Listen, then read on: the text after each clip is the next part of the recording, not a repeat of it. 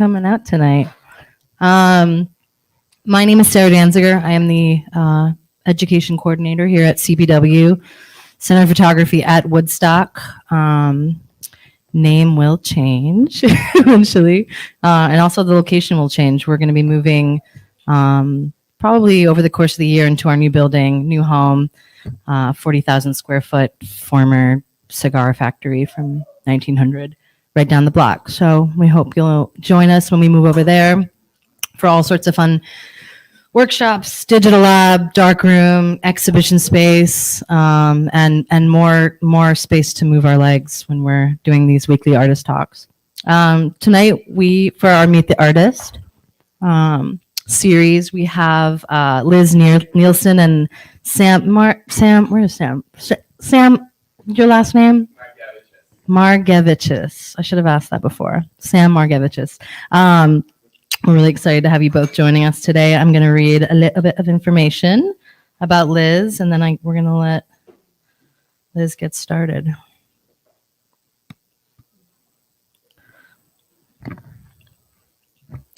Liz Nielsen is an experimental photographer based in Newburgh, New York, USA. Her photographs are made without a camera and can be described as light paintings or photograms. She works in the analog color darkroom, exposing light-sensitive paper and processing it through traditional photographic chemicals.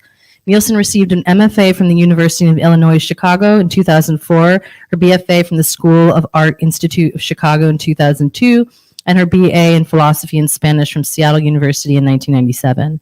Liz has exhibited her work extensively, including recent solo exhibitions in New York, London, and Paris.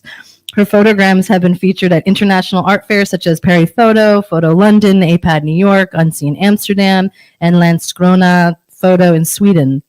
Nielsen has been reviewed in Art Forum, The Wall Street Journal, The New Yorker, The Guardian, The London Financial Times, Lens Culture, Vogue UK, and Foam Magazine, among others. So we are very lucky to be joined by Liz tonight. And I'm going to switch this up.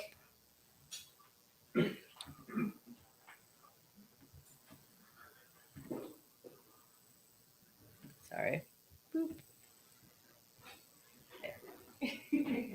Liz, thank you.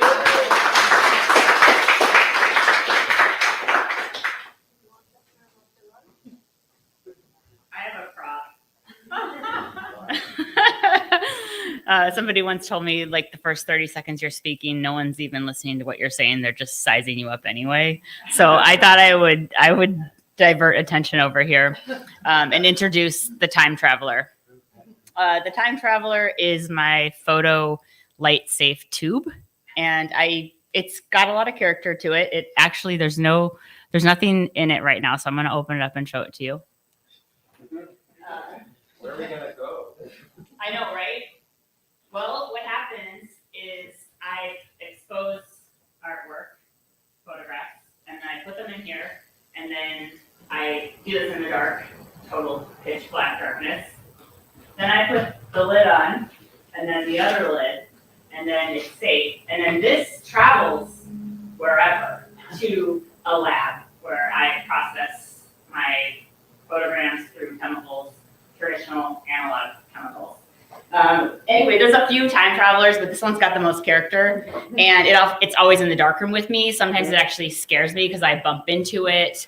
A lot of times if there's just a teeny bit of light, that's the scariest time to print, and I think it's something or somebody.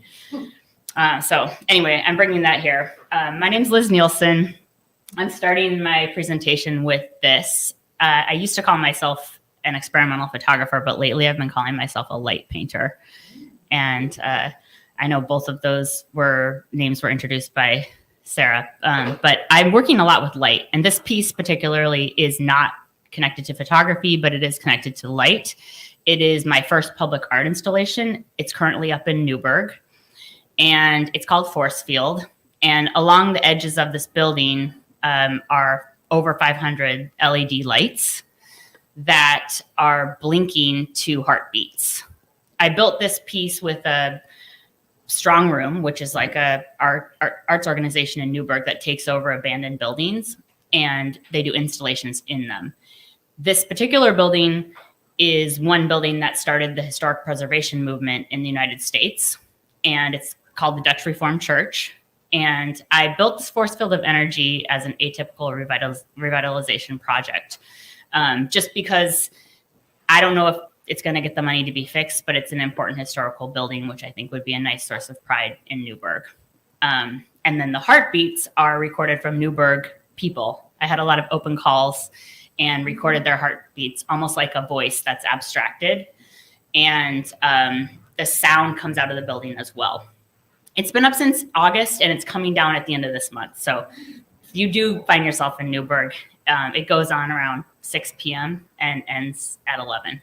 We wanted midnight, but, noise pollution and light pollution, I don't know. Anyway, basically what I did with it, and this is going to connect to my work further, is that I built the force field, but the force field is actually a quantum field.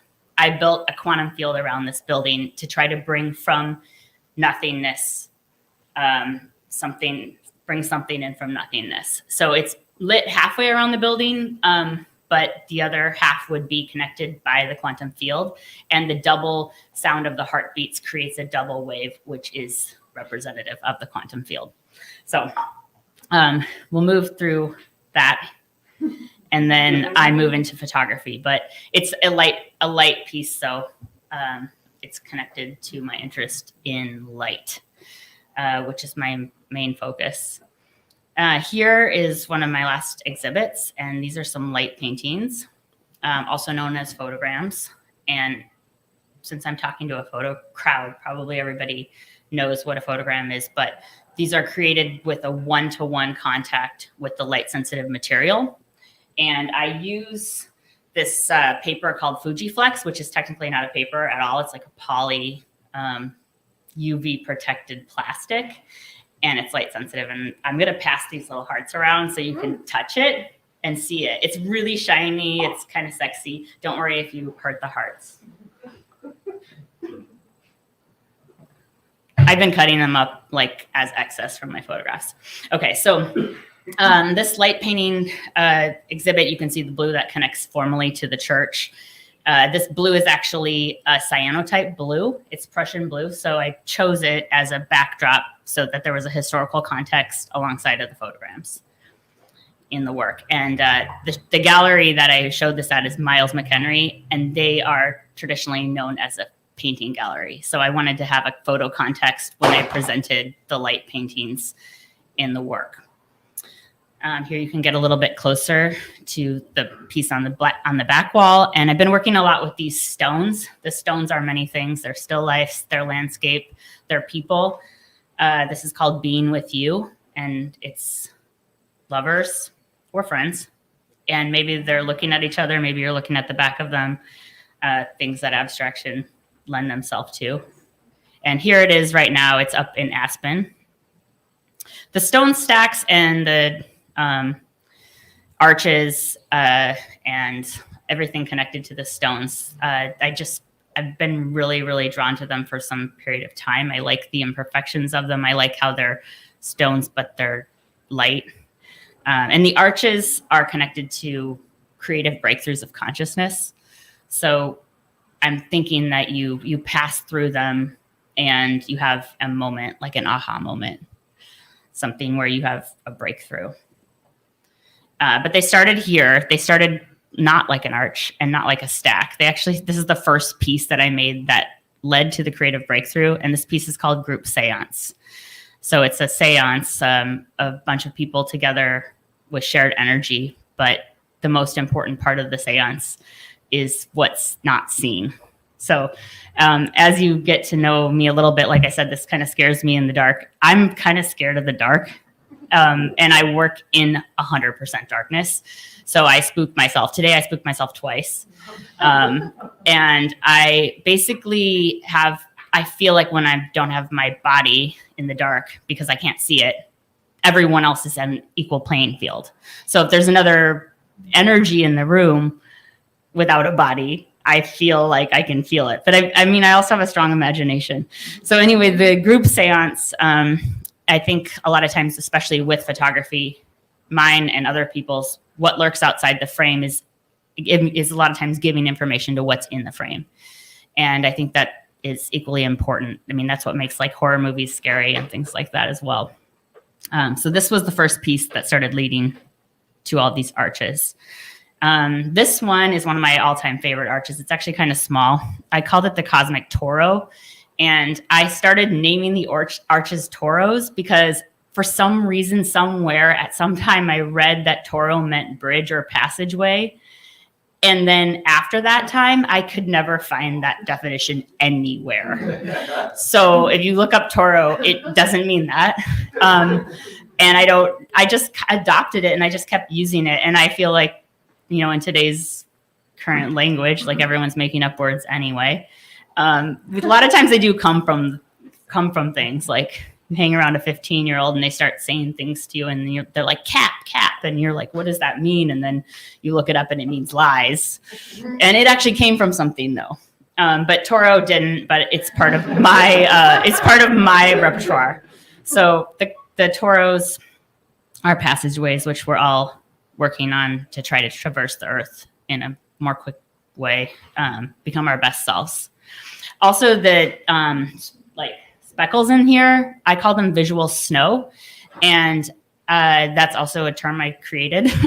But visual snow for me is like when you start staring at air, like if you're meditating and it starts to feel like everything's kind of moving and you can sort of see something, that I feel like is when you're going to have an opening of your consciousness.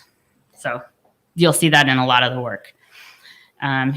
Earth stone stack. So they kind of have a feeling of beings, like an apparition that just kind of arrived and came out of existence and was caught in this moment. A lot of the edges you see like kind of look blurred, and that's to present non-static space. I think of my photographs as something like I'm collapsing light waves onto paper as particles, yet they are in a constant state of motion. I'm not thinking of them as fixed. So you have the space stone portal on the back, and then hanging something like a water tower next to another stone stack changes the scale, suddenly making the stacks even larger. I've been doing these different colored backgrounds too, just to make the rooms feel more, I guess, spiritual, but just like quiet. So you get in there and these images like pop off, sort of hovering around you, confronting you rather than you looking at them. This one's at Over the Influence in LA, downtown. Yeah, just ask me questions if I don't say it, because I'm not looking at any script up here. I'm just talking, and I might neglect something. Yeah, I've been doing these stone stacks for a bit. This show was in New York at Danziger Gallery a couple years ago. More arches. I'm still making them. I said I was going to quit, and then I'm getting better at them. So now they're shifting, and I have another exhibition coming up in LA at the end of this month with stacks and arches. So they keep emerging. They're cosmic, they're otherworldly, they're also on Earth. They're moments of beings and still lifes. Okay, so then there's also landscapes. Landscapes is also something I'm very focused on, and I'm thinking about landscapes as being more than one thing. So like light is a particle and a wave, a quantum material. I think I'm trying to make landscapes that have more than one composition embedded in them. So you approach the image one time and you see one thing, and you approach it again and you see something else. I named this piece Staring at the Moon because I see the mountain on the top as a face. That face also changes though. So like the blue triangle on the right is the eyes, but it also could be the mouth. So basically the goal is you see it and then you see it again, and you're never arriving to it in the same place that you had seen it before.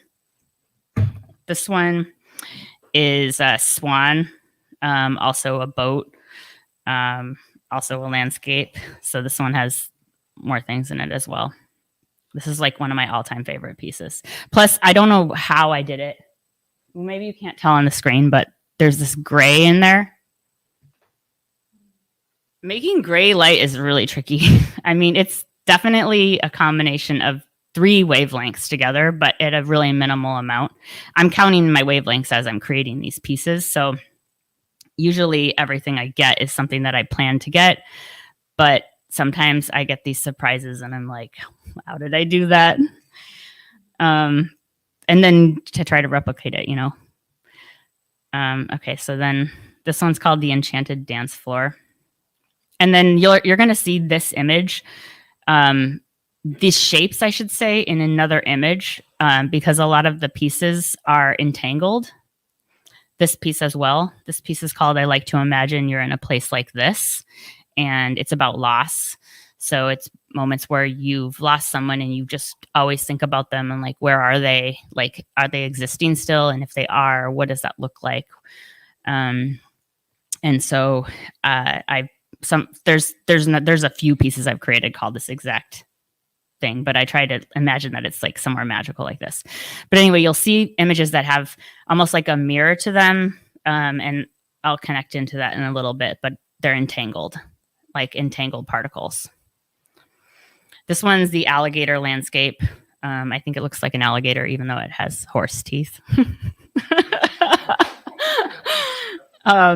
Just the shape of the mountains and the river in there.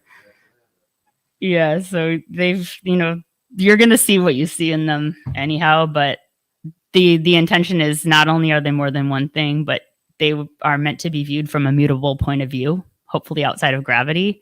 So they could flip around in any different direction and still remain compositionally sound.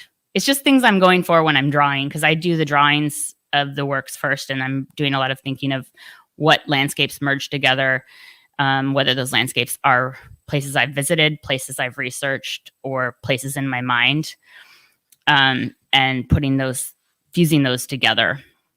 I put this one on this couch in here because I just stole that off the internet, but everyone's always asking for like images that are this shape, like to go above their bed or their couch. It's like I very rarely create images this shape, like that allows room for the ceiling. I mean, the only reason this image exists, which is called Rear Window, is because I didn't like the bottom and cut it in half. So, I mean, I don't know if any of you are finding this as artists, but yeah, people like these like long horizontals. But yeah, so the landscapes I keep thinking about them as like changing over time, all the time, for many, many, many years. So like what our landscapes look like now, the mountains we look at every day that seem static and they're there. Like millions of years ago, they were totally different and will be totally different. And just how the landscape and Earth is constantly shifting. I like fusing these landscapes together. So they're futuristic, but they're also like every landscape put together in one, many landscapes put together in one. So they include a lot of different things. Like this landscape, you'll see it in a couple more images, entangled and changed. So this one was similar. Oh, I stole a couple of these out of a London presentation. That's why they're in centimeters. That's 50 inches by 73 inches. But this one is connected to the Enchanted Dance Floor. This one. So like they mirror each other. They're kind of like diptychs, but they would never be shown together. They're intentionally entangled forever through me as an artist, but not to be existing in the same location. So they talk to each other. Like this one is also entangled too. I like to imagine you're in a place like this. And the entanglement, this one is entangled too, one from the first LA exhibition of the landscapes. The entanglement is based on the idea of two particles connecting and then always remaining entangled and never not entangled, despite distance or time. And Einstein used to call this spooky action at a distance. It was a theory, but it only was recently proven, like maybe in 2019 or something. And it's only been proven to the space station, from Earth to the space station, which is like not that far when you think about it. I mean, it is far, but not for entanglement. And basically what it means is like if you affect one thing, the other thing is automatically affected at the same time by its entanglement. So it just kind of proves this idea of things moving faster than the speed of light, because I'm always thinking about how light is fast, but it's also slow compared to, consciousness or something. So it just opens things up. I know Sarah mentioned I have one of my undergraduate degrees in philosophy, so I'm like always thinking about like the meaning of life, and then that led me into physics, but all the interconnectedness of everything. This piece is also called "I Like to Imagine You're in a Place Like This." I see all the lines are all just like many colors, and they're moving. For photography, they're moving. This one is one that I had cut in half, and it's also many things. It's a rainbow landscape. It's a cruise ship. It's also a casket with a person in it. I mean, you may see different things in there, which I appreciate, because abstraction lends itself to that. There you can see it on the wall. I've shown a few chapel-oriented like art shows. The mountain jewels.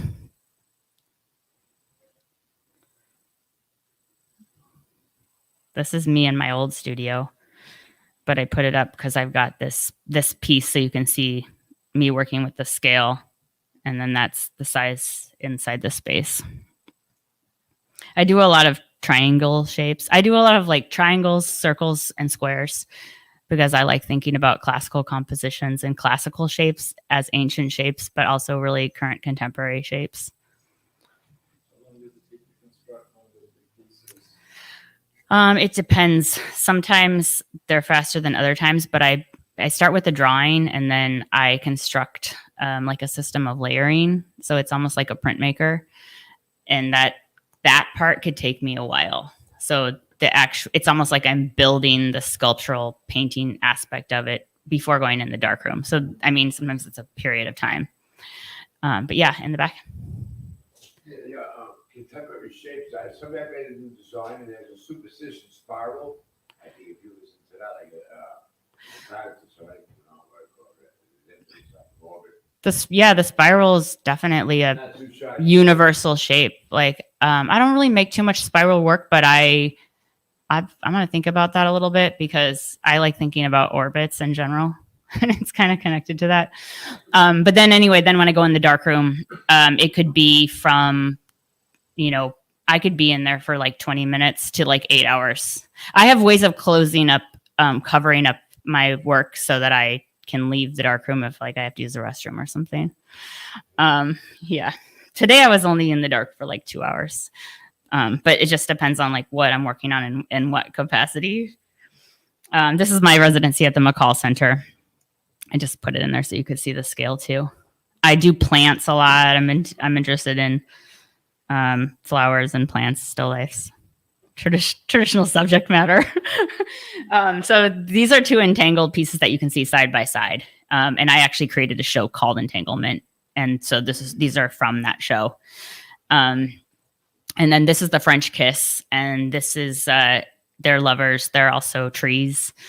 I've been thinking a lot about this exact piece, and I'm going to be like, some of the work I'm making right now is connected to this piece. And I've been thinking about a couple different artists, particularly painters Catherine Bradford and Nicholas Party, and how they create their images, and how they create this ethereality and space inside these like dream worlds that they're making. And so this is just connected to all that.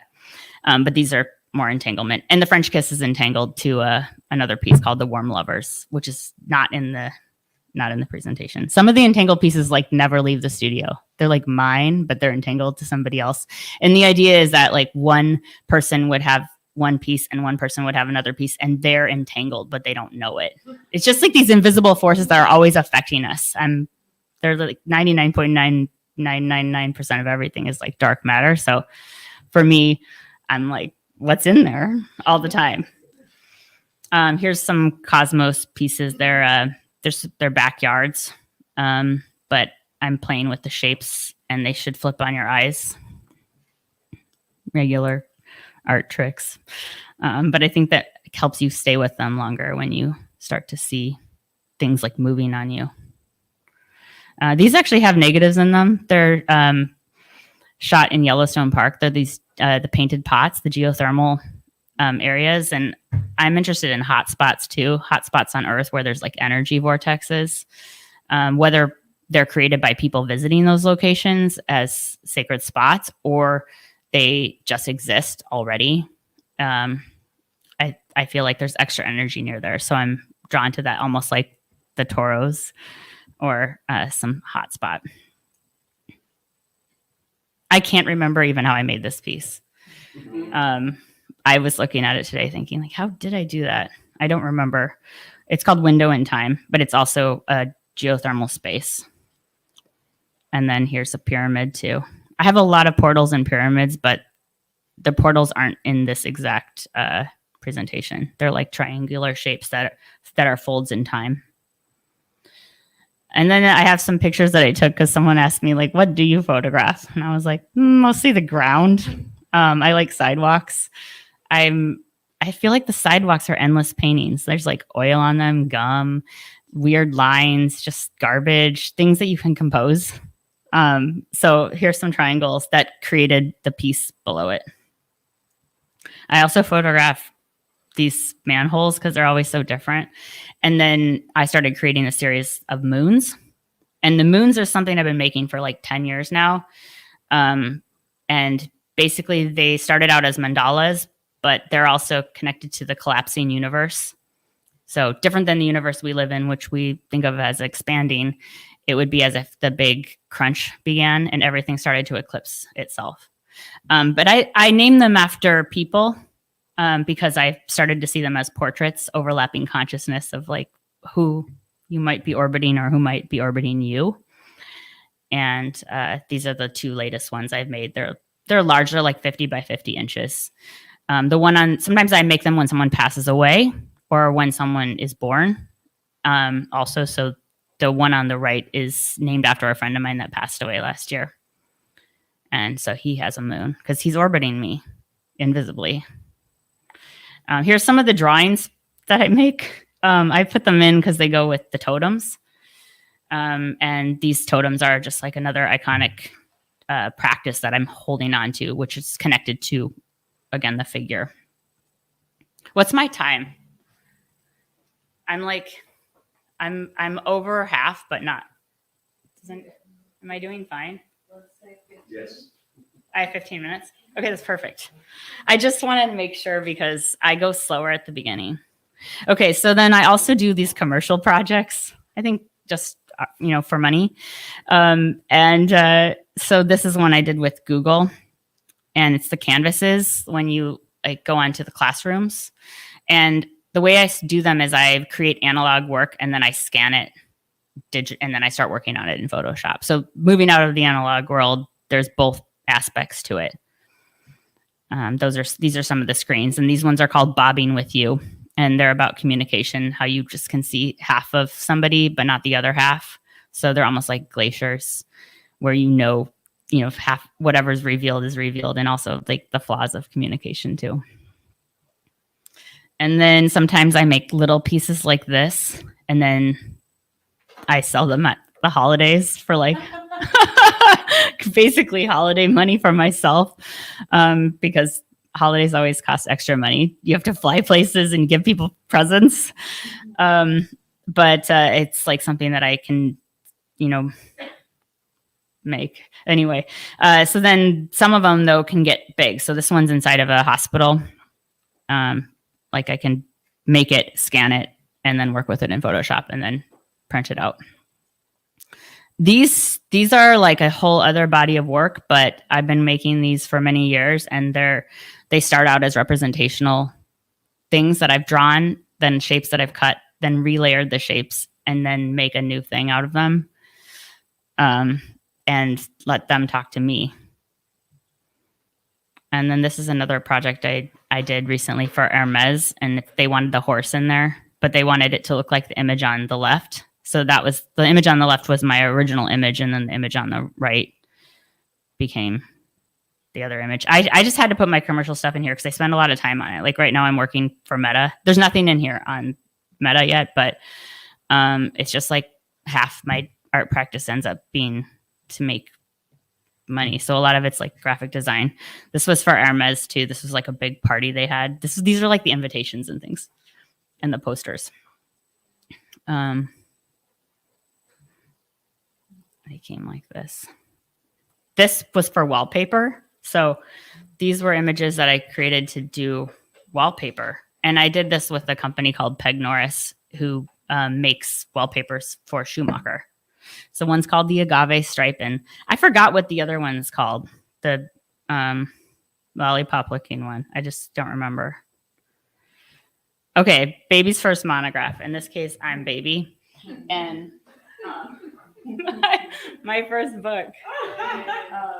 It's like a really big deal because I feel like it took so long to even just get this to happen. Anyway, I'm proud of it. It's about 10 years of work, but there's only, I don't know how many images are in there, maybe like 40. And this is one of my connections to Sam. So Sam and I met in the darkroom at my own color lab. Yeah. And years ago. And we ended up working together. But one of the ways we work together is that we print black and white murals together. So although like I mostly do color photography, I also have these side projects of my black and white prints. And in this case, it's a calendar. So every year I make this calendar, not this one, but a calendar since 2002. So I'm going to show you all the images in the calendar. But basically what happened is I've been making them every year. And then 2020, I didn't make them because I thought no one cares about these calendars. They're literally sitting in piles in people's houses. I'm spending all my time and money on them. And then people flipped out. They're like, where's my calendar? Like people were losing it. And so I made a calendar 2020, but I made it that started March. So it was March to March. And I handed them out at the end of February. And then COVID hit and people were like, what the F, Liz? You made a COVID calendar? And I was like, I don't know. But anyway, here's the black and whites. I'm going to flip through them. So you can see this is January. They look quite different than my color work, but it's just they're more about dream world, subconscious.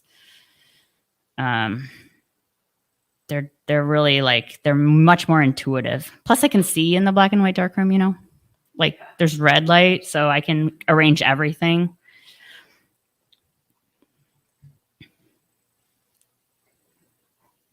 Okay, I'm ending on the black and whites. There's a few more, and then it's going to be Sam's turn. But they're still very painterly, and I'm still creating them similarly, but they're only one layer. Maybe a few exposures. Some of the color pieces have like 100 something exposures in them. The black and whites are much more. They're simpler. And I can like make them faster. And throw them away quicker if I don't like them.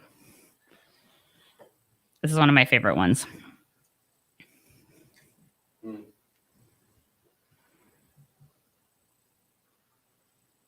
How's my audience doing? Are you guys good? Okay. This one Sam and I made together because it's 50 by 40 inches. So you can see that it was a mural. There we are. None of those made the calendar. But there's Sam. And that's my latest piece I made. I call it Big Rainbow Energy.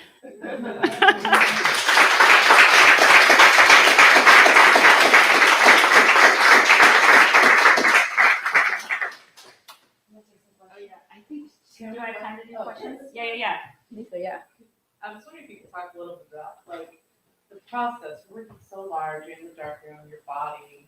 It's just like I know it's like once you scale it up, I'm just curious if you could talk a little bit about like your body in the darkroom. Yeah. So I wear knee pads because there's a lot of crawling on the ground. I know it sounds weird, but like even like to cut paper with a blade in the dark, especially large paper, you have to do it in like really particular ways. And you have to like be using things as guides because you don't want to hurt yourself. I also have really hard rules, like things that I like do triple, double check or whatever to make sure like I only do it this way, always, no matter what.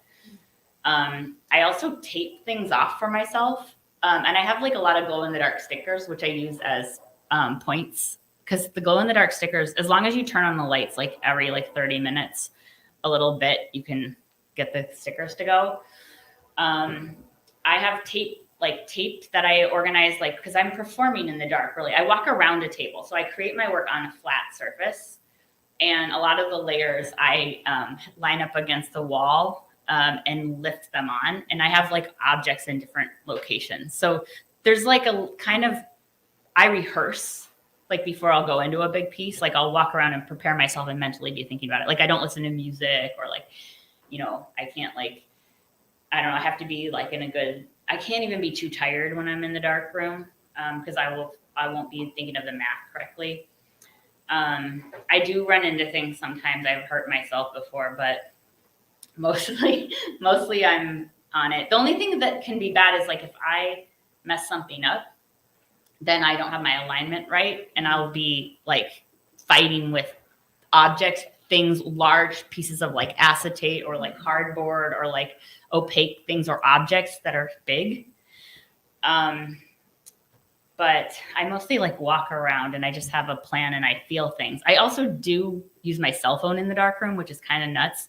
But like I'll go to a corner to like look at something. So I sometimes will give myself like notes and like as long as the light's not gonna bounce off of anything, you know, like I'm okay. Like bouncing light is the most dangerous because you don't, especially if you're in the dark room for a long time, you don't notice it, especially if it's tiny bit of light. Like if it's a little bit of yellow, like blue daylight, it'll be making my paper slightly yellow over hours. One time there was this red light in my dark room and I printed the whole day. And I got to the lab and I had like 3 prints I was putting through the chemicals. And as soon as I saw the first one, I was like, started like cursing and stuff. Everyone was like, what's wrong? And then like, I could see that it was cyan. And I was like, I ruined all the work I did like that day because I named them the blue period, but I've never shown them. They're not even in my database. I like basically just drove straight back to the studio and yeah. So, yeah, That's I don't the know. risk part, yeah, right. Yeah, it's the risk. And I mean, all of us make like novice mistakes sometimes. Like I walked out of a room once to process something and I left my box of paper. I was like distracted at the time. Someone else was printing with me. And I was out of the room for a while. I came back in and I just like saw my roll of paper just sitting open, color. I was like, oh my God. You know, it didn't ruin that badly, strangely. Like the edges were a little bit ruined, but it only went kind of like 3 or 4 cycles deep. It wasn't that bad. Light is dangerous, but it's also kind of forgiving sometimes. Like I'm surprised at it, especially like if you hit something with light from too far of a distance, it won't expose. If you're exposing one part with a color gel, you have to block off everything else. Yes. So that's the part that, like I'm, for instance, I'm really, really bad at directions, but I'm really, really good at remembering like long lists of numbers. So for some reason, like with the exposing, I can remember like what wavelengths have been where, but I plan it too. It's not as intuitive as you think at all. Yeah, I think that, go ahead. Is the light source an enlarger? I use enlargers. I also use like handheld lights, like and gels and things that I'm like adapting that I've created. But yeah, I use both. I even use overhead light sometimes. Yeah, it's timing and distance and like intensity and like a lot of things. So yeah. Thanks, Liz. Your work's fantastic. I wanted something that popped into my head while you were speaking. If it's not on your radar, it should be. They're at CERN, the physics laboratory. Oh my in God, I'm Switzerland. obsessed with it. They have a fantastic artist residency program. You know, thank you for reminding me, Adam, because I looked at that years ago, but I forgot about it because I was making work about like the particle accelerator machine before they discovered the Higgs boson particle, like in 2000, maybe 5 and 6. And then I sort of just forgot about it. It's in Switzerland. It's a really good program. When you get accepted, They do a series of interviews and then pair you up with a participating scientist, That's cool. which usually means a physicist. Yeah. Yeah. Okay, I'll do like one more. Yeah, and then there's let Sam go. like the dice, like in a small light, a glass cut like a bag with a dice, and there's aptitudes that to expose other exposure to with sodium. I'm contrary to that. About I'm not familiar with yeah, it. like yeah, when you put a dice in it or put like a salt and pepper shaker, goes up and down, but you get it. Yeah, now you put some inside of a dice. I mean, a dice something like that, so you can't get out. It's hard to draw too. But you take it out. Sounds light type. You take it out, so that you. You do it. Good move. Okay, thank you.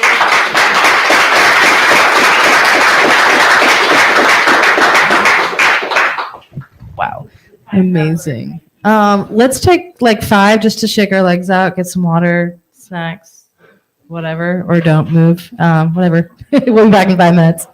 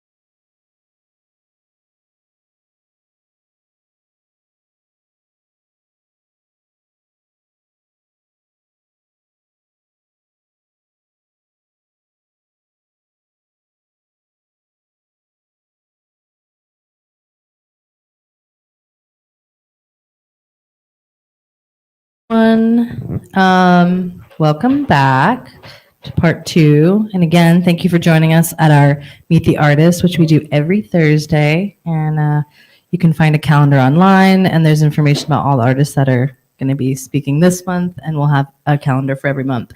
But next, we have Sam, and I will. Margav. Say that one more time. Margevicius. I don't know why I have like a. We should have practiced this a little next time. I have a funny note. Yeah. When Sam texts me and I'm in the car, Siri gets the name perfect. Really? Well, that doesn't make me feel good. 1 for AI, 0 for Sarah. Okay. All right. I get it. Sam Margevicius. Margavic. Sam, can I just say Sam? Sorry. Sam is a photographic artist based in Burnsville, New York, USA. His work begins with photographs, and he builds them into systems of meaning through experimental frames, installations, and books. Sam privileges process, emphasizing ideas that emerge in dialogue with material. Sam has exhibited widely throughout the United States and recently abroad as part of the Riga Photography Biennale in Riga, Latvia. Solo exhibitions of his work have been held at the Baxter Street CCNY Gallery in New York and the Vicksburg Cultural Arts Center in Vicksburg, Michigan. He has participated in several artist residencies, including the ISSP in Riga, Latvia. In 2021, Small Editions New York City published his book, Darkroom Drawings, which has been collected by libraries at the Metropolitan Museum of Art in New York. I've heard of it. The Museum of Fine Arts in Boston, and the Museum of Modern Art in New York. I'm going to pull up your presentation. And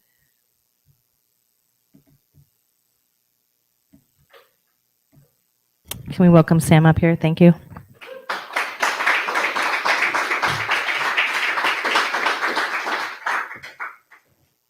All right, that was perfect introduction with the naming thing. I will definitely come back around to that. I'm pretty nervous because I had told people that I was going to talk about how my work is contextualized by frames and by gallery spaces and by books. And when I started thinking about that and presenting here about that, I realized that this is a different context. This is a slideshow. And so I thought that it would be funner to work with that medium, because I think I subscribe to this idea that the medium is the message. And so without further ado, I'm going to give you guys my slideshow presentation. Thank you.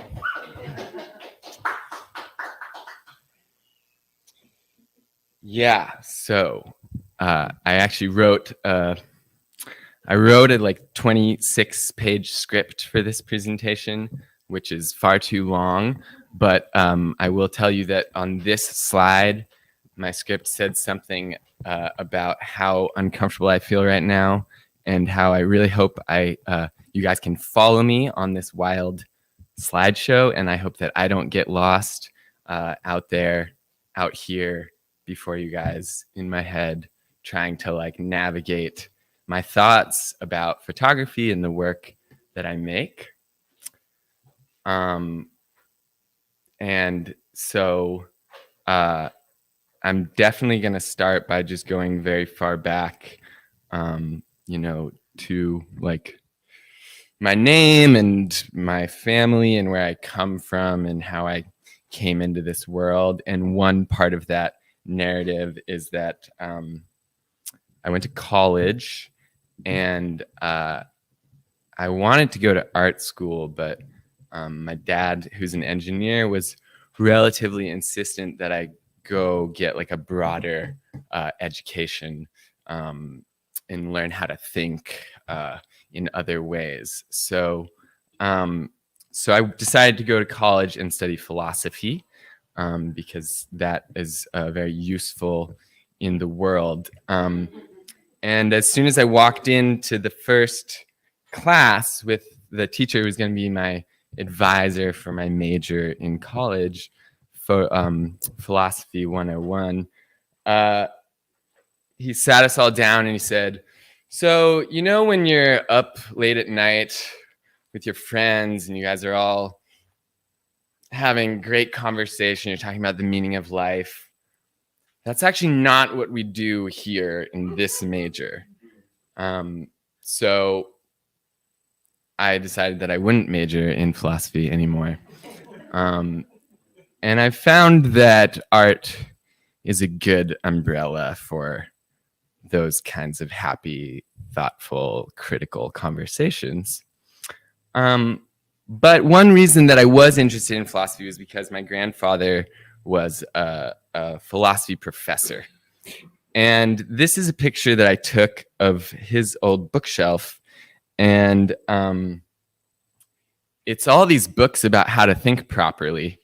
And I showed it to my partner's dad, and he's an artist. And he just looked at it and said, wow, that's like really oppressive. And I don't know, I'm really intimidated by all these books about how to think correctly.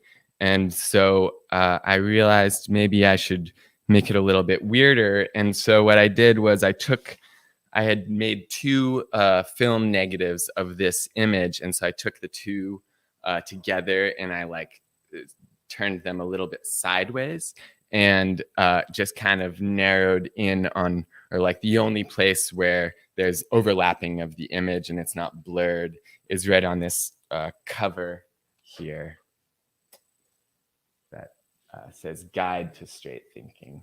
So, you know, I'm going to try to weave us a little bit sort of straight through all these pictures that I have to show you, but I'm certainly going to go astray. But we'll make it. I'm going to pass over these ones. But this is where I'm from. It's called Palo Alto. It's a town in California. And I went to school with this guy. Now, I'm going to kind of, as a way of sharing the way I think about work and the work that I like to make and see, I'm also going to share some other things that are like not my own creations. But this book is a history of the town that I'm from. And what this author tries to do is like, it's both micro and macro. Like he takes Palo Alto in specific and tries to broaden out like how that could somehow also be like some microcosm of the whole world. It's very ambitious and it's very bold and a little bit ridiculous. So actually I had this idea that maybe I would name this lecture Sam, A History of Me, Photography and the World, but I decided not to name it that. So there was the other title.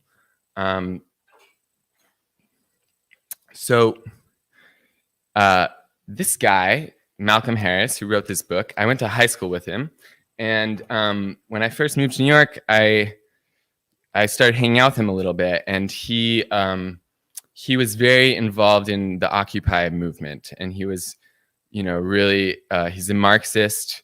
This book is a total anti-capitalist tome. And he was really adamant about, you know, switching the distribution of wealth system that we have here in the United States and the world. And so I went to a party that he had, and I just like went in there with my camera, and I was like a photographer. I was like really thought that, you know, this is going to be fun. People like to be photographed. I don't understand why someone wouldn't like to be photographed, but actually like this was a really intimate gathering that was relatively sensitive as far as like the people that were there and kind of organizing things that were maybe being controlled by police and like outside spaces, but I really didn't get it. So this guy had to like literally tell me not to photograph him, and I still photographed him. So I was really feel like I was really a bad photographer.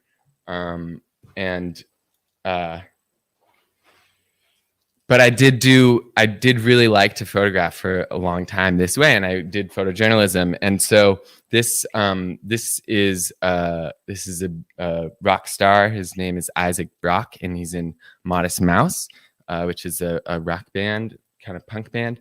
And I remembered this picture. I took it in 2010, 13 years ago, and I remember very clearly that this picture was a picture of him flipping me off, because I was down in the pit taking all these pictures, and there's just like, I don't even like getting my picture taken often. There's like plenty of reasons to not like getting your picture taken, and I remember this moment very clearly. Like, he got down, he looked directly at me, and he was like, "Fuck you," basically.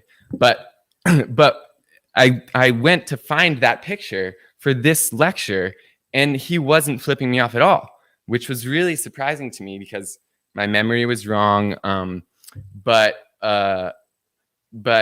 he, I met him one time, and it was under kind of sort of peculiar circumstances, because it was in a park where I lived in Portland, and he lives in Portland.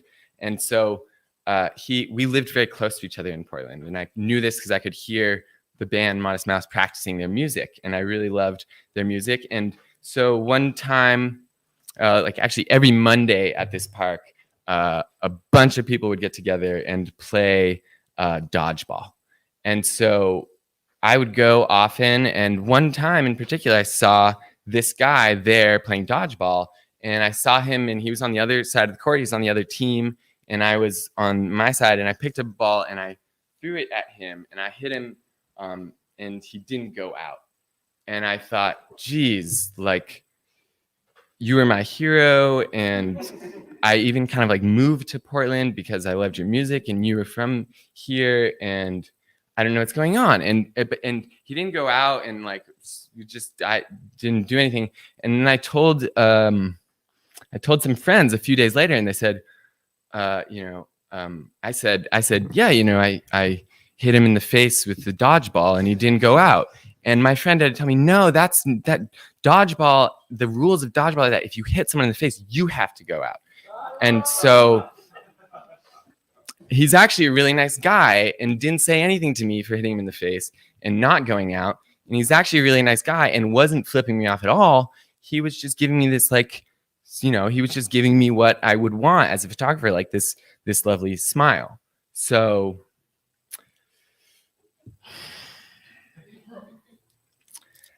now this is not my artwork at all. And because I'm just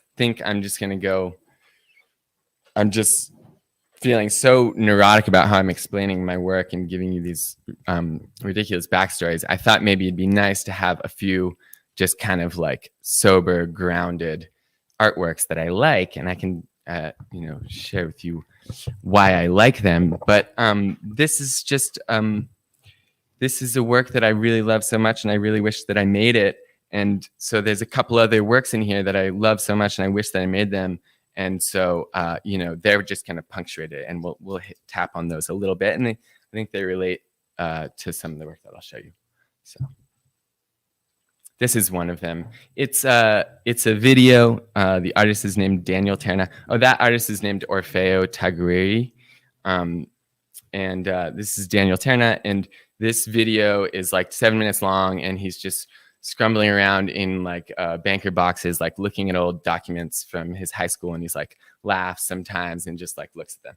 And I was doing that for like hours and hours and hours, putting this together, because it's just so fun to have this like material ephemera to look back through these kind of like memory archives, and digital ones are fun too. And I like was just looking back through all this old stuff, and that's like how I found that negative and all of these kind of stored things from way back. It's like a lot of our lives, our memories are kind of pulled out of our brains and on actual things sometimes, and it's nice to be able to see them that way. And so this is like an artifact that I still have from 2001.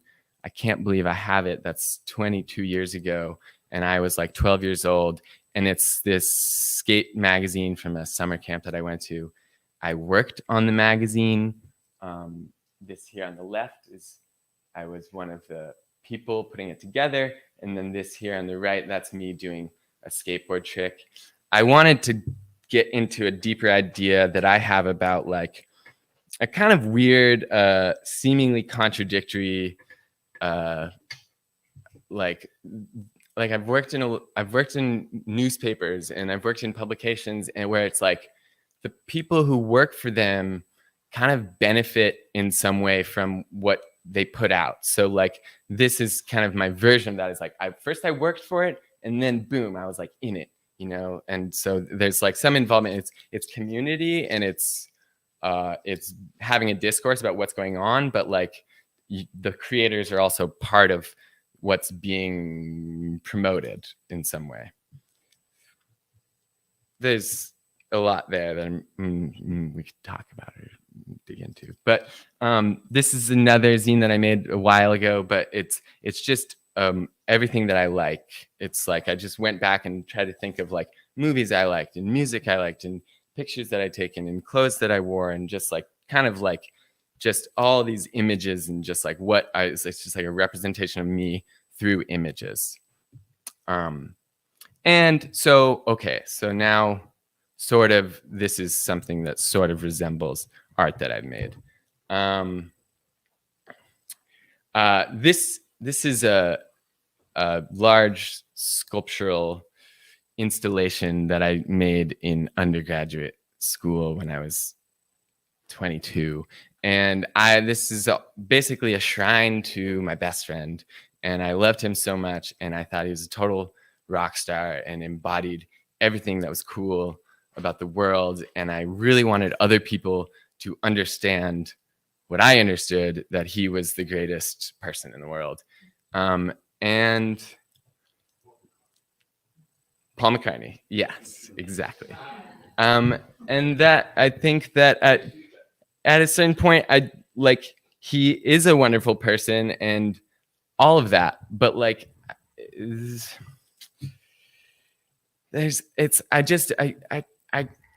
somehow I just don't want to like be kind of like in some ways I like kind of created, I like put this identity onto him, you know. I was like always putting a camera in his face and always making him feel watched and always making him feel like he was performing. And then at the end of the day, it's kind of like it's this love letter from me to him, but it's also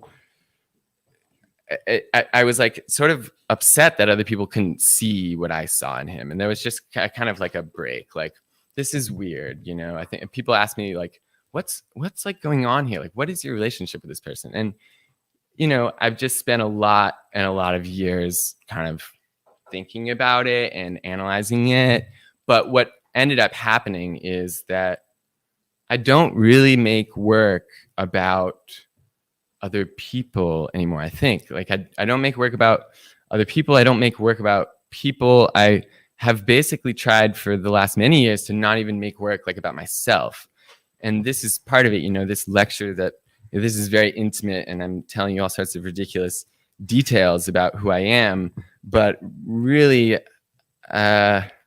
feels uncomfortable. You know, I think that I'm not sure how much we actually want to know about me. I mean, sometimes I really like art where I can step into it and I'm, you know, as the viewer, like I don't have to know the story of the artist. I see it and I like it or I don't like it, and it's kind of just there. So there's just always this question of like what to do with the life of the artist who made it, or like the lives of people. But that's also like, this piece was called Out the Window, and it had a backside also, but really me and this guy, we would sneak out all the time and we would go out into the night, and it was like no one is in Palo Alto suburbs. No one was around. And we just felt like we were totally like overseeing the world for like whatever higher power. There was like no one out there. And it was like, we're watching over this place. And it was this amazing kind of like a portal. Liz mentioned portals. And that was really, it was kind of like this portal into like this imagination that we were the coolest people in the world, I guess, you know, and that's a feeling sometimes. But so I made this. This is like a much more recent work, and this is part of work where I'm like trying to take myself sort of out of the equation and just make work that's like about some kind of idea that people can interact with, and not so much about my narrative. But this piece was like installed in a revolving doorway, and I'm sorry, the photos of it are very bad, and it's hard to see what it is, but it's a thing that existed that people interacted with, right? So I didn't get good documentation of it, and it's really sad, and it's one example of photography failing me, or me failing photography or whatever. But it was a thing that existed. It was in a revolving doorway, and there was printed on transparent film, like plastic, were 3 different images. So one of the images was a brick wall, one of the images was a large panel of wood, and one of the images was some shattered glass. And the revolving doorway would sometimes let people in, and sometimes it wouldn't, depending on whether the building was open or not. And that was a kind of point that I was trying to bring up in the work, is like, when does an artwork, like when do we understand an artwork and feel like totally in sync with it? Like, oh, I totally get it, and I know where this image is taking me, and I'm gonna go into this new world where I understand that work and I'm seeing the world differently. And then sometimes you just see an artwork and you're like, I have no idea, you know, and it can depend on all kinds of personal factors. Yeah. Okay, I think I've been talking for like 15 minutes, 20 minutes, 30 minutes. I have 30 minutes still? Yes. I see you, Bo. It's like it's over the rainbow. You keep moving. It's good. I guess Great. I think you're a genius. Thank you. I really, really appreciate that. Yeah. Okay. This is my mother's shrine to frogs. And my mother passed on many things to me in various ways. And one of the things that she passed on to me was an appreciation for frogs. I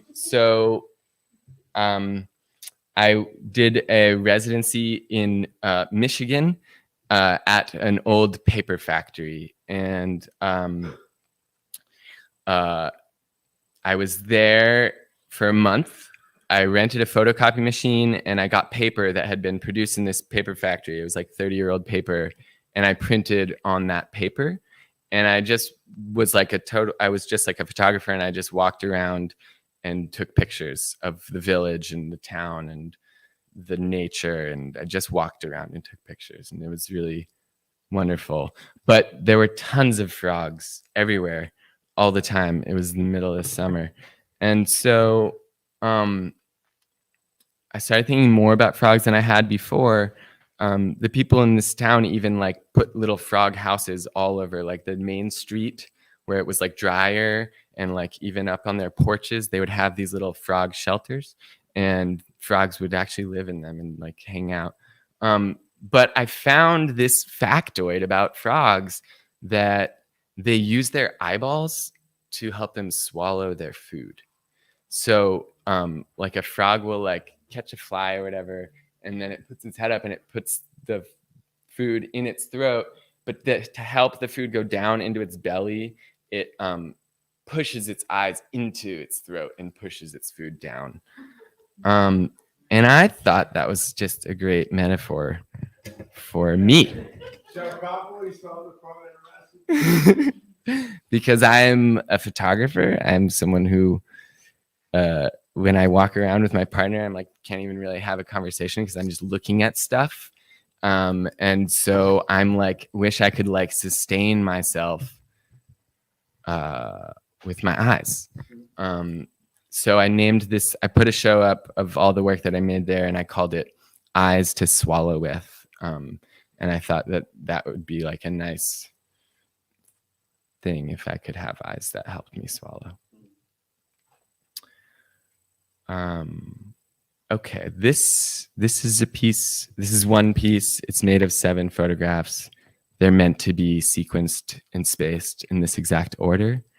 And on the frog thing, I really enjoyed the way that my eyes were able to jump like from like lily pad to lily pad back and forth from these pictures to and from each other.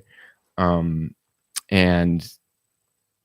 there was also something in here about building a kind of illusion where sand is just a plane of sand, and then you add a line and it's just a line, and then you add a line with 2 eye holes and a nose, and it becomes a face. And where does that transfer happen? So I showed this piece, and my uncle came to look at the piece, and this is my Uncle Tom, and he's an eye doctor.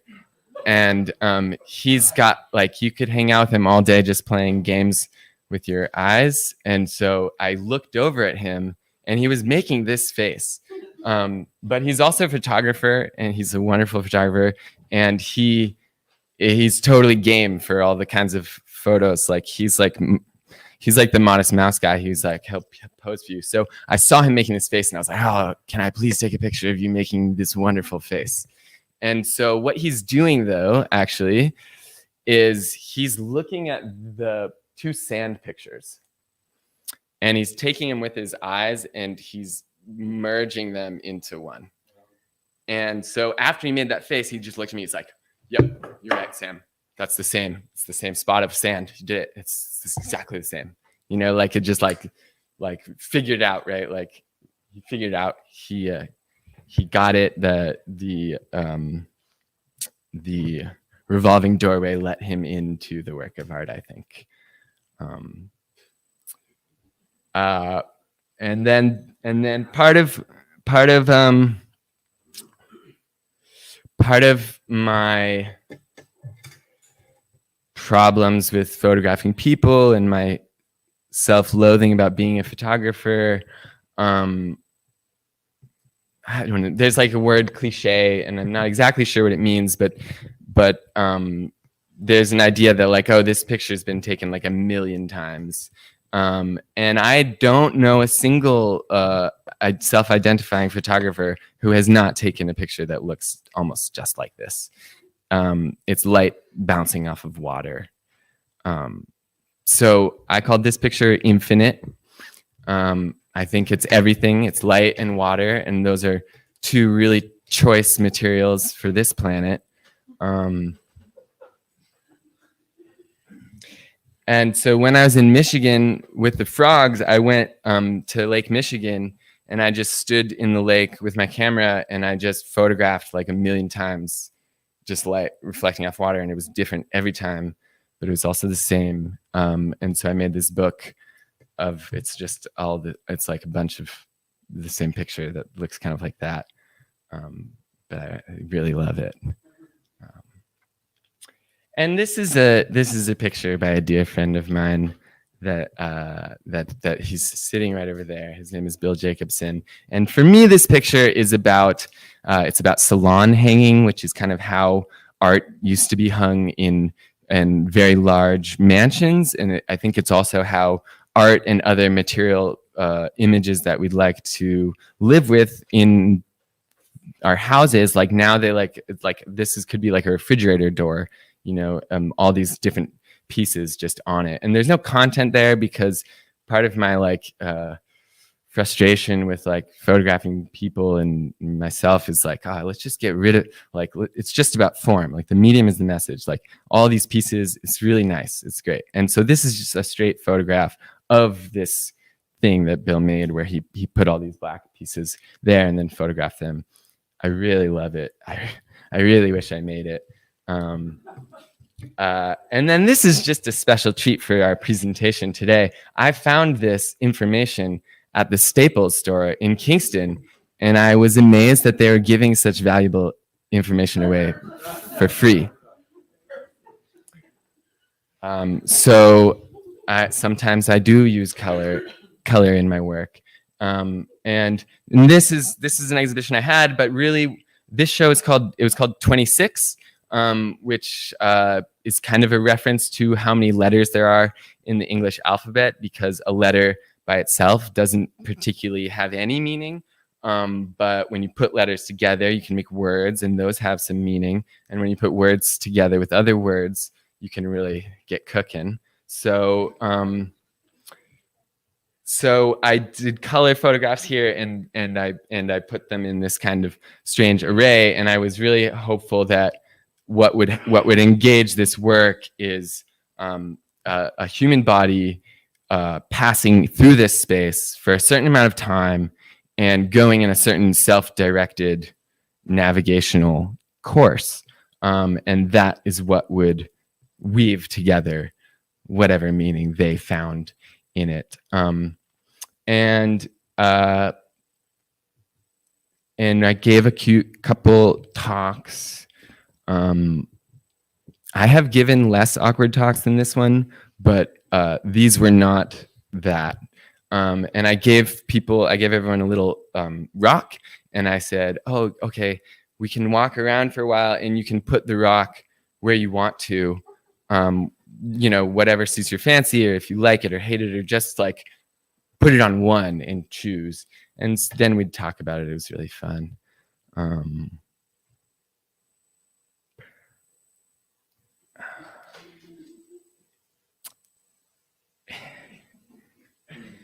I thought I was crazy when I was in this room, and no one else noticed that this painting was sideways.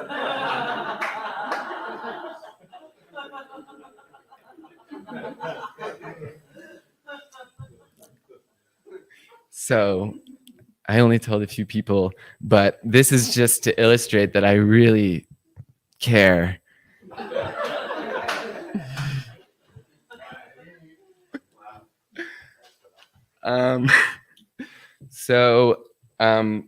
One metaphor I'd like to draw out is that I think silver gelatin printing, or making photographs or photograms, for example, the way Liz does, it's very involved.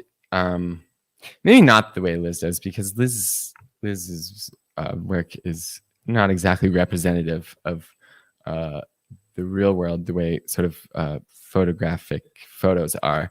But I think that if you want to make an image of the world, and you like the process of doing that, then drawing is a great way to do that, and making expensive and time-consuming darkroom photographs is also a way to do that. But if you're not interested in the process and you want some kind of real accurate result, then I'd say AI is a good option, and digital photography and all kinds of things. But I happen to privilege process in my life, and so I really the thing about that is that that's wrong, and the thing is that I really wanted to learn how to make art right. So I went, and I was fortunate to get this job working under like a master printer, and all the photos that we printed were going to like big international galleries and museums, and I got to spend a lot of time with really beautiful artwork. But I knew that my boss was doing it right, and that I could, if I could just be a really good student, I would get an A, and I would know how to do it right. And one thing I always remembered from like math class in middle school was like, you have to show your work. Like your math teacher's like, if you get it wrong, like you're still not gonna get points, but you have to show your work. You're gonna get negative points if you don't show your work. So I was working in this lab, and I was like Liz was describing being in these spaces and like choreographing exactly what she was doing. And I would like basically draw little maps for it also, just to like make sure that I had shown my work about everything that I did. So I showed a friend of mine, and she's a publisher, and she said, let's make a book kind of based on these drawings. And so I did, and it was the first time I've really worked with like a publisher. I've made a lot of books on my own for myself and for my friends and what have you. But so this was the book. This was the enlarger that I was working on. I drew it. It took a very long time, but it's very intimate, and I got very close with that machine over 4 years of spending time with it. And that's the wall that I would project on. That's the paper lined up on the wall that I would project on, and there's light projected onto that paper right there. And then these are blissful instructions, because usually I would have to do like 20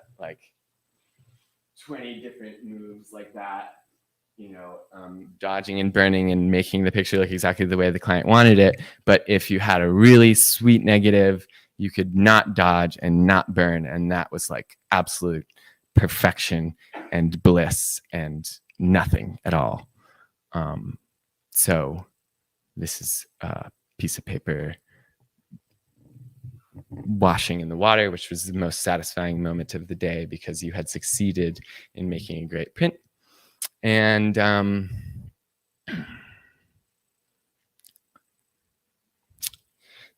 this is an artwork by a friend of mine named Lydia Cardenas.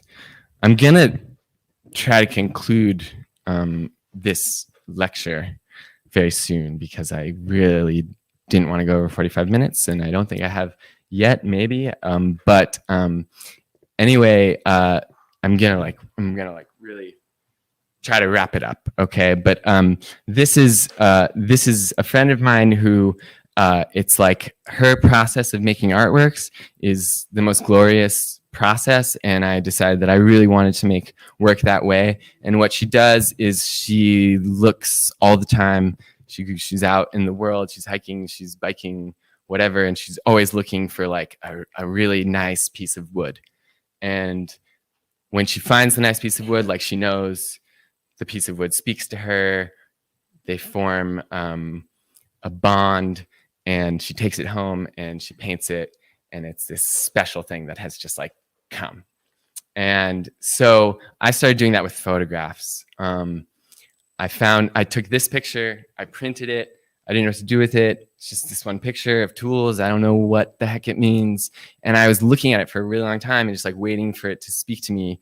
And what happened was I noticed all these tools tied together with this string really neatly. And I imagined like you just untie these tools and they just like clamber out, and there's like this noise, and it's like, how terrible. But this is my friend's sculpture studio, and these are his tools. And I love him very much, and he's amazing. And I'm grateful that he let me photograph in his studio. And I don't really photograph him, but I was photographing in his studio, photographing his things.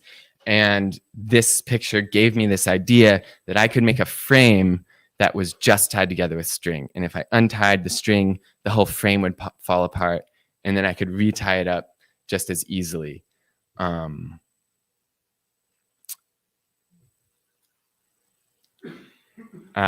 And then kind of the similar situation with this pile of wood.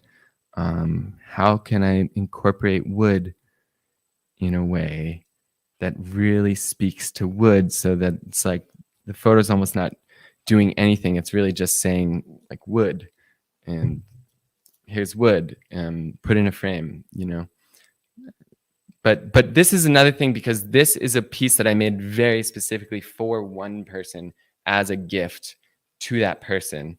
So I'm sharing it with you out of context and relatively inappropriately, but I think my new direction in art is making things just like a little, like the context is that person, and that person gets it, and no one else needs to see it. And I'm making it with this little like prayer of love and intention for that person. And so this is a piece that I made for Willem, and Willem's my friend. And it's a picture that I took at our other friend, our third friend named Paul, at his property. He's a Zen architect, and this is wood that he was gonna build some beautiful building with. And me and Willem, we both sit around because I left the printing job, and I no longer have like a master student relationship, which I really I really pine for like teachers in my life. So this guy Paul, this is Paul's wood, and Paul is me and Willem's kind of teacher to some degree. We ask him lots of questions, and he tells us wise things. And so this is a picture of Paul's wood for Willem. And okay, I just have to tell you guys this poem, and then I'm gonna show you guys this picture, and then I'm gonna end. And I'm actually not gonna talk about my last name at all. But I was going to talk about my last name because I recently went to Lithuania, which is where my last name is from. All of my family pronounces my last name Margevicius, and I met a Lithuanian several years ago, and they told me that they pronounce it Margevicius, and so I've started pronouncing it Margevicius. Yeah, so I'm going to end it here. I mean, this is like kind of like a koan, and this guy right here, his name's Greg. He told this to me like 15 years ago. We were in college, and I was taking pictures. I was being a photographer, and he said, you know, Sam, the problem with pictures, with photographs, the problem with photographs is that they take up the present at the expense of the future, which never becomes the present, but the past. And so it's kind of like a odd logical thing about future, present, past, and how you spend your present. But anyway, what it is really it's a problem for a certain kind of person who privileges present time over other times, and who really likes photographs. And so I took a silver gelatin piece of paper, I wrapped it up around a tree like this, and then I got a bow and arrow, and I shot the photograph. And then I framed the photograph. So it's like in this little coffin, preserved in this violent action of shooting the picture. And it's undeveloped. The paper is still just in there, like changing colors and all of that. So yeah, I'm not going to take up any more space and any more of your time, but I really appreciate you guys listening to my deepest, darkest secrets. Thank you so much.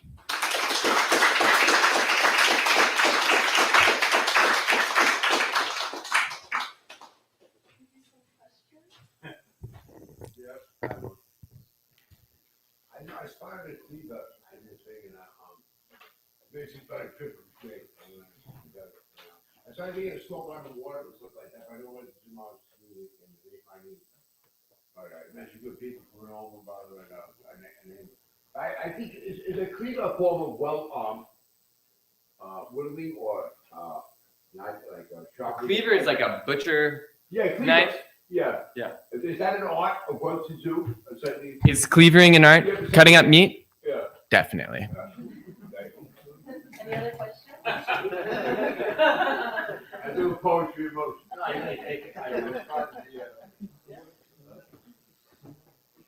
Yes.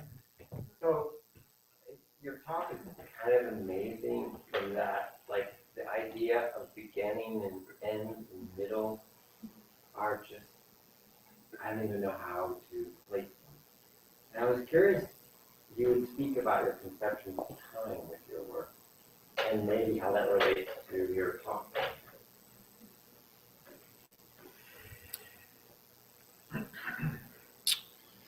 Time in my work. When I started working at the photo lab, the procedure there was very concerned with the preservation of artwork and how long an artwork would last in a museum. If someone buys it, how many generations you could pass that purchased artwork down to and accumulate wealth. And so I thought that's a fact about the world. We have to have archival materials in our artwork.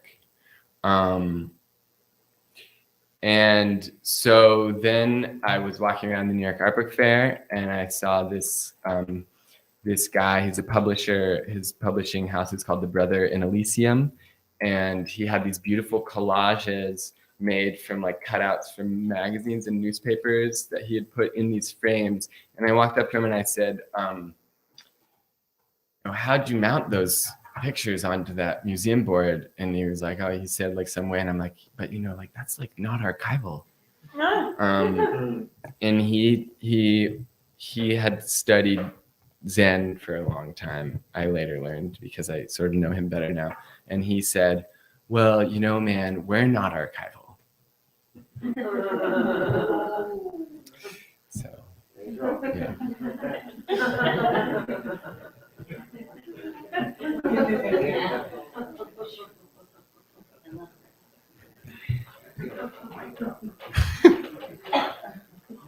What happened in Medina with that conversation? Any other questions, or are we leaving it at I have a request. I don't know if you know the poem, but Sam and I are in the dark room working together a lot of times, and we have these really wonderful conversations. And I told him that with my black and white work, I've been thinking a lot about, how to make my compositions more minimal, but make them just enough, and especially with the black and white, trying to make it half black, half white inside the image, like not let one overpower the other. And I was just talking about my thinking of the composition and how much it's like running through my head. And Sam said, well, I have an answer, and it's this poem I just wrote. And when he told me the poem, like I can kind of remember it, but I feel like it's destined to say it. But I thought about it all the time when I'm creating my black and white. Like it's always in my head, this poem of like how to do it right. Okay, well, I don't remember it, but I'm like inclined to say that Liz and I were considering maybe having like a conversation because we work together, and even just like hearing your lecture, the term for like two things happening simultaneously, I was like super feeling that with a lot of things that you said. But this image in particular, which was gonna be my last image, is very much inspired by Liz's like arcs. It has a whole different other meaning also, but that's there. But the poem that you're talking about, I'll give it a shot. Okay. It's a poem that goes with a photograph, and the photograph is of a bunch of rocks in my friend Kieran's stone studio. And they're all laid out like he's really particular about his tools, as you saw with his string tied tools. And so all these little various sizes of stones are like laid out on this larger stone, and it looks like some kind of scientist's desk, but they're not a scientist. And so the poem goes, sometimes when I'm working on what I hope to be a great new work, I wonder, like, for example, Camembert with Manchego, cornichones, Kalamata olives, Marcona almonds, and spicy honey on a cutting board shaped like Wisconsin. I wonder if I've gone too far. One time when I was chiseling away at a fist-shaped stone, it broke in two, and then I knew.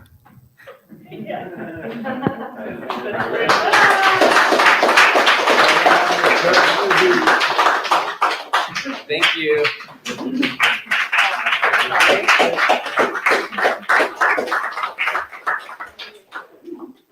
Thank you, Sam. Thank you, Liz. Thank you, everyone, for coming. Come back every week if you want. Come check out these books. Liz has a link for how to buy them. Sam might have something if you ask nicely. Thanks, everyone.